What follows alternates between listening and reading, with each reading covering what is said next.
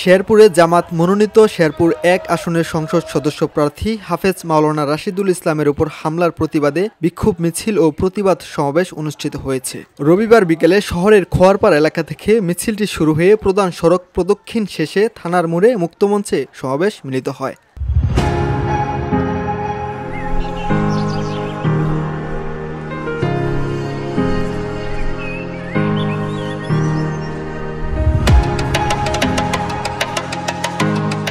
নেতাকর্মীরা হামলার তীব্র নিন্দা জানিয়ে দোষীদের দ্রুত গ্রেফতার ও দৃষ্টান্তমূলক শাস্তির দাবি জানিয়ে বলেন, রাজনৈতিক কর্মসূচিতে হামলা ও গণতন্ত্রের জন্য বড় হুমকি।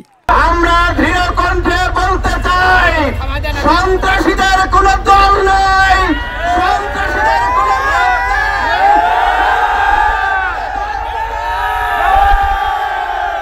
আমরা জাতি, ধর্ম, বর্ণ, দল, মত নির্বিশেষে সন্ত্রাসের বিরুদ্ধে জিহাদ ঘোষণা করেছি। এই জিহাদ থেকে যারা পিছপা হবে তারা জাতির বেঈমান হিসেবে।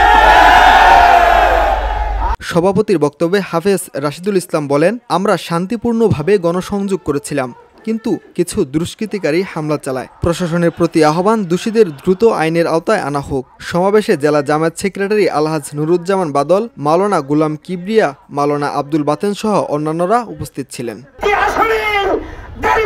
ভিউডি বাংলা নিউজ ডেস্ক।